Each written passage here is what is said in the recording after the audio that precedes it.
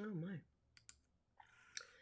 InShalla and Ashe. Blessings to you, my energetic beings. It is I, once again, Tonya D, holistic sub surgeon, holistic Sha'medium, and subtle energy surgeon. That was kind of fun. It's Tuesday, October 26th, 2021. So sometimes, the song of the day could be like, You Can't Stop Believing or Don't Stop Believing. So the other world is on a high vibe today, the myth and the mystical reverie. So anybody else have or kind of waiting for the rug to be removed or to come out of the spiritual closet? Ready for yourself, your greatest asset to get an otherworldly kind of pat on the back? Well, the magic of the day says that that is on actually the docket. So it's going to be kind of a rather radical or maybe a blunt exposure, if you will. But today we have another Earth Day with almost the 4 graves. Feeling a bit gravy lately. So this season, it's been a bit Earth heavy. Actually, this morning when I took my little screenshot, we actually did have the 4 graves. The dragon was on the hour. But today, with all this earth energy, it's really heavy. So it's time to really aerate the earth. Water is the only element that isn't in storage, but that energy is in the, good morning, Tazzy. That's in the dragon. And the dragon hour, like I said, was early this morning. So we had all of them in the 4 graves, all in storage. So if you were up trying to get the move on, it might have had this extra weight added to it, earth, So we have this combo of the mountain and actually some soil, but it's dry soil. It could be a little moist in the year there with that yin water just hidden in the branch. But to support our day, we really need the element of nature, our poor little fire dude. But we do have some fire hidden in those hidden right below in the goat, the energy. So the goat, the horse, and the snake are actually a fire direction.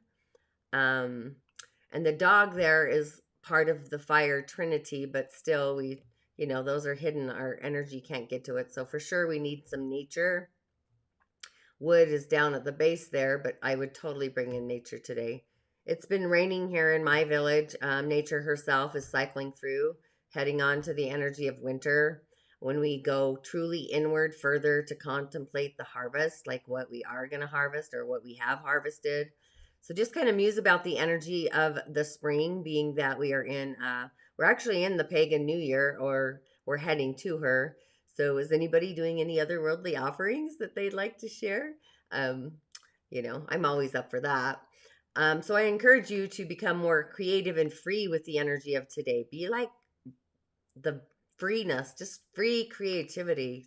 No holding your reins back. Go otherworldly, right?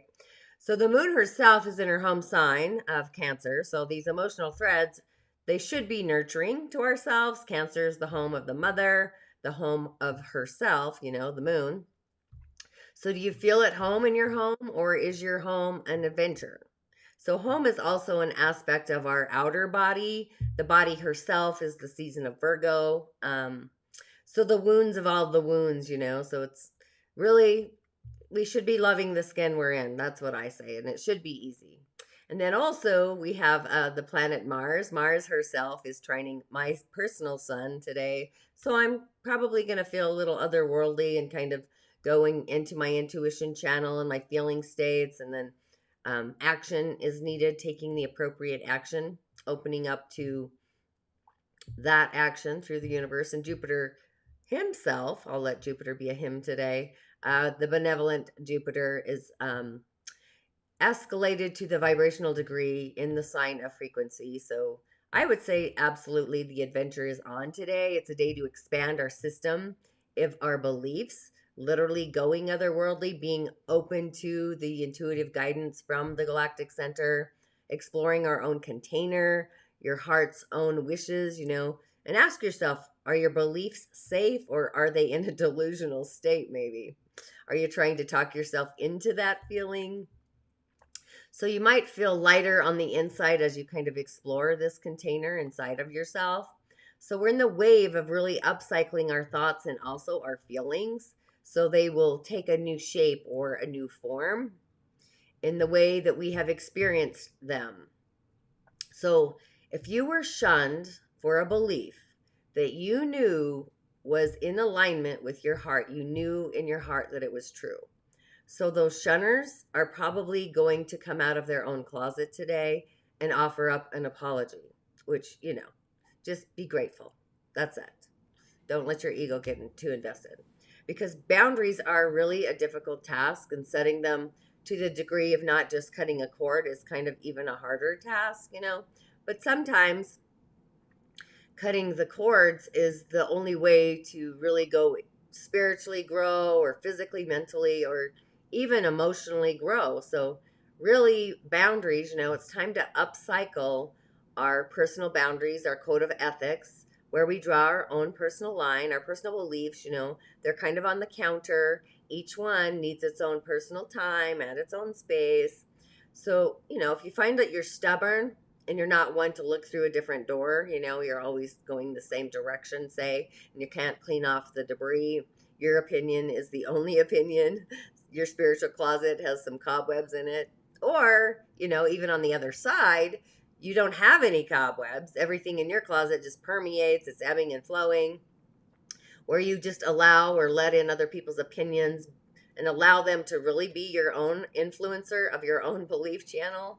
So structuring your closet, there's the opposite force, that's also necessary. So beliefs need boundaries and structure as well. So it's a day to kind of take notes or take heed and follow through on your own personal beliefs.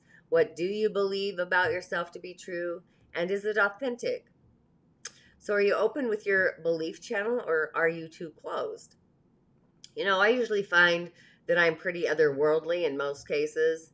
And if something I do, say, or whatever triggers somebody else's field, the best thing to do is smile. I'm super hyper aware anyway, but those are generally growth periods. They're shifting into a new level, or they're growing. So usually triggers, often or not, are aspects of growth, whether it's, again, spiritual, mental, emotional, or otherwise otherworldly. So it really is a day to recalibrate, give time and space to our own personal belief structures, our beliefs, searching through our feelings about what we believe when it comes to our health, say, what your body's even capable of, the body herself. Maybe you open up to a different belief about fitness, health, exercise. Maybe you just need a new approach to your entire beingness. Just pick one thing, though, baby steps. It's never good to take on too much at the same time, especially when you're shifting some things. But the Balance of Being is a great little program about health and fitness, and that it really is baby steps. Or maybe your mind is online and you're shifting your attitude and your thoughts, and you're elevating those thoughts about yourself, that inner voice, the dialogue that you tell yourself. Is it positive? Is it self-loving? Or is it critical and self-loathing? I know there's some self-loathers out there. And more than that, do you believe in your heart channel that that is what you should be believing about yourself, or talking about yourself, or feeling about yourself? We do all these things, right? So it's time to really alter the channel and look beyond the veil into where your shadows are and where you need some shelter, maybe, and identify the lines that need the drawbridge. Literally, pull up the drawbridge. Why do you need to lift the bridge? And also, where do you find some shelter today? Our own personal shelter. Where do you feel sheltered, covered up, healthy, safe, safe, secure, whatever. So it really is just a great day to not only define yourself, but in the moment, learn about the being that really resides within you, the adventure inside. So some things you once thought that you believed to be true, you might need to kind of let those float away, those other things that they might even need just a timestamp on it. Poof, that belief is overrated. You're done with it. And just notice the areas that are actually absolutely 100% unique to you and where that bridge is. So it's like splitting paths is really a good thing. Shifting gears to an alternate direction is also a magical thing. Remember to smile. Send love to all the things that are going to be separated out, all the ingredients that are no longer in your system. The Buttercup Meditation is probably my favorite for upcycling for this particular season. Our colorful vision center, the third eye, is online. So allow her to give you insight into your personal beliefs, adding some color, adding a new flavor, if you will. So we have like indigos, deep purples, deep radiant purples, galactic blue, the deep galactic blue. It's usually the colors that are so deep and dark, and they have a filter of sparkle to them that kind of ignites them, kind of like the ghost in the darkness. And passion herself is extremely potent today. It will literally set us on fire. It'll light our spark, blow our skirt up, if you will. And then if that happens, that's the message. It's like getting the memo, the validation, and that stamp to move forward and actually do it. So it isn't the highest, if it isn't the highest or the most elevated love, it's actually gonna lose its spark, its blast off, if you will. So patience is a threading that takes the blast, or more importantly, the sparkle, out into the next galaxy. So you kind of have to kind of just pay attention to your beliefs, which ones are online, which ones aren't serving you, and upcycle those. Now for fun, because we're in the season of Scorpio, I pulled the bat. Look at that. Look how fun that is. So I'm totally going deep diver with the animal totems. But the bat says to prepare for rebirth. Use your own power and be flexible. The time is now. I'm loving the bat already. So in almost always, in most cases, the bat is putting us on notice of a significant change in our lives. Explicitly, you must pay attention to the signs that are surrounding you. So those are clues. They could be physical, mental, emotional, or spiritual. But the bat herself signifies a death of some part of you that no longer serves your higher calling. That would definitely be like a belief that is not serving our higher calling. So follow through on new ideas, hunches, and even emotions that are unfamiliar to you. So in essence, this change might be somewhat painful in your forestall, like if you hold it back. So also be aware that if you embrace it, the universe will make every attempt to make these changes as easy as possible for you.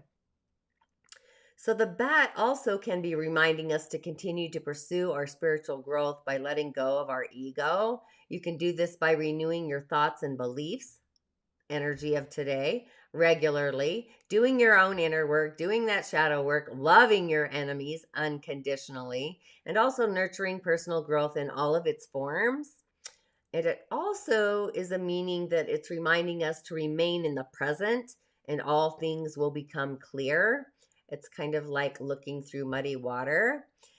Sometimes a bat can mean that you are allowing your fears to overwhelm you. So this little creature is reminding us that we have nothing to fear but fear itself, which myself, I think there's magic on the other side of fear. If you have the bat as a totem or a spirit animal, and what a fun pet to have, right? They're highly sensitive and extremely aware of their surroundings. They have a powerful ability to see through illusions, and they tend to dive straight into the heart of the matter. They're incredibly social. They have strong family ties. For the most part, they're nurturing. They have excellent communication skills, and they use their spidey senses, or their sense of touch, as part of the way they communicate. If you have this totem, you're cleverly adaptable. You continually check everything out for your responsibilities and different required resources so that you can be most effective in your day-to-day life. Bat, spirit, animal people are very conscious on a psychic level and are prone to have prophetic dreams. Overall, you're highly adaptable to any situation in which you find yourself. Those of you with the flying fox spirit animal totem of this species, some of them fly. You should also study the fox himself. But oh my gosh, I should have put this other picture up there. It's so super cute. Okay, if you dream of a bat, which I think that's probably, I have bats in my backyard now that I say that in my out loud voice. Bat in a dream is similar to what I just expressed, but it can be a symbol of rebirth and also unrealized potential. So the vision is letting us know that the current path, we're talking about that today, the current path you're on is not very capable or compatible with your new growth and also your new goals. So it might also be a message that you're blindly entering some unknown situation or deal. In other words, you need to evaluate the facts a little more clearly. Then again, to see this animal in your dream can represent an uncleanliness, personal demons, or even annoyances. So you need to take the time to allow yourself to let go of those old habits. If it's a white bat in your dream, that could possibly be a death of a family member or the transformation of a family member's addiction. I think I'm going with the family member addiction on that. If it's black, it might be an omen of a personal disaster. When the species is a vampire, it's usually symbolic of something in your life that is draining you of your self-confidence, your energy, and also your resources. In the Chinese folklore, seeing 5 of these creatures in a dream is a symbol of good health, happiness, longevity, peace, and wealth. Occasionally, a dream might also be a pun on a feeling batty or feeling crazy. The vision might also portend a crisis within your immediate family. So the emphasis is that it might fall on your shoulders to kind of sort that out. So bats, aren't they cute? I should have put up the other one. There was another one I just saw. So with that, and then the card of the day, this is super fun. I'm going with, it's called the Light Seers. I'm sending out some good gratitude. My friend Lori gifted me a box of some otherworldly tarot cards. I think there's like at least 5, if not 10. So I'm super excited to play with them. But the first one I pulled out of this new deck is the Fool, which is kind of cool. Looking at the sacred geometry in there. There's some cool stuff. The yellow, if you can, I don't know if you can see it, but the Fool herself.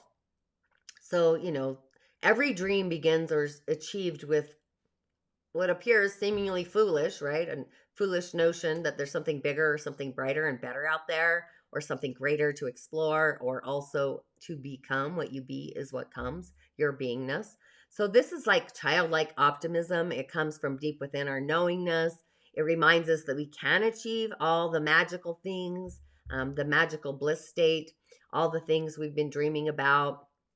So the journey of the soul begins with a single step. So you might find yourself, on the edge of the journey herself, an epic journey, to turn towards our future with enthusiasm, know that the divine, the leap of faith that's required in order to like claim the bounty, the reward that this abyss is actually offering us.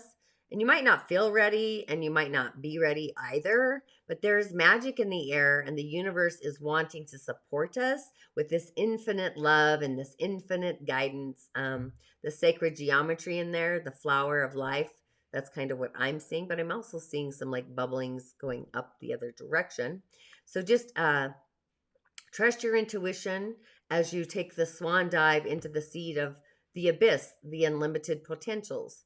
So the Fool herself is like new beginnings, it's potential adventure, enthusiasm, awakening, optimism, but it's also innocence too. So you kind of want to ask yourself, are you ready for this new adventure to go down into your soul's path?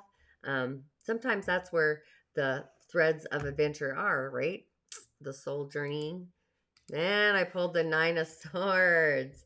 And the 9 of Swords herself, the 9s always remind me of the ego, numerology, ego for some reason. Swords are air. So you kind of, so ask yourself, what's keeping you up at night? I kind of like all the birds in the sky there. I can't tell if they're crows or ravens in my picture. But either way, it's just a suggestion of a time in our lives where our negative thoughts are gaining that momentum. And when you might find yourself expanding too much energy, worrying about the future. So perception is kind of everything, and don't allow the negative self-talk to kind of trip you up, stumble you over. If it's a pessimistic mindset, it'll spiral wildly out of control. That generally leads to anxiety, stress, depression, even when your thoughts carry no truth. There's absolute no truth in any of that. So it's like, are you imagining the worst instead of activating the best? So it really is saying to flip our perspective and send nurturing, loving thoughts to our situation so we can overcome any disturbing thoughts that we might be having, and to look to the light in your situation. I always like to look in the light in the darkness.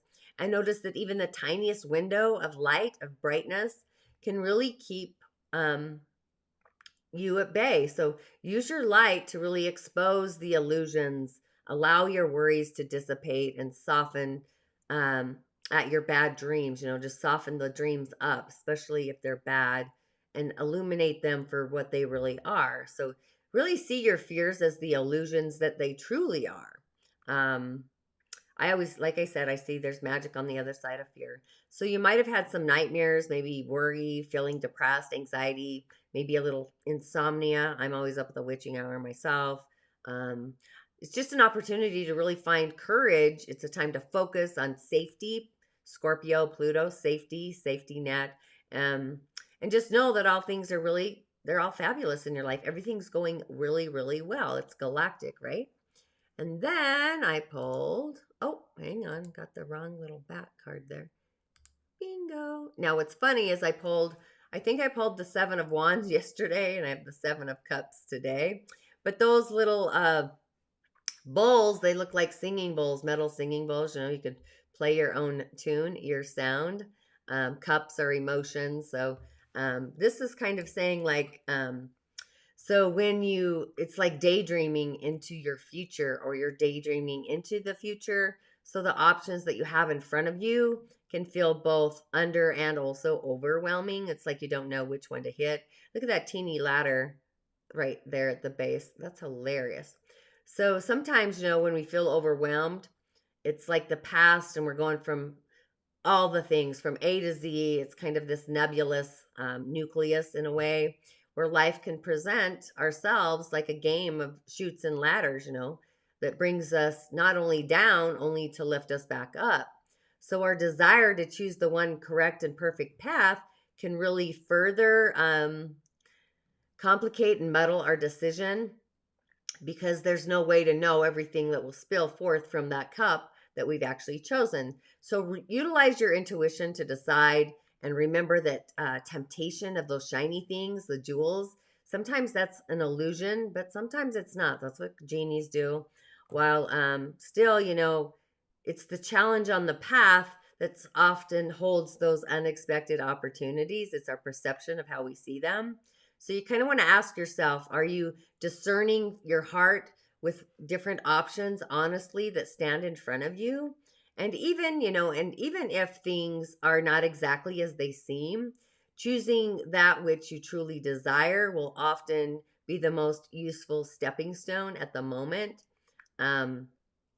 So go ahead and just allow your wildest imagination to be a tool today that you can really use to inform yourself about your future in a down to earth, grounding kind of way. So this is like really bringing in a fantasy, choices, wishful thinking, the allure of temptation on a path that might be ahead of you, needing to actually move forward without knowing the full grand picture, and just tuning into having all of those magical options.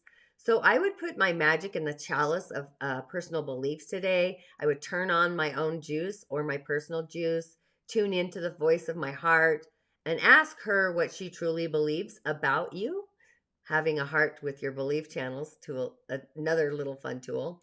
And just really turn your back on anything that isn't in alignment with your beingness, and draw the bridge in your galactic castle today. The drawbridge, right?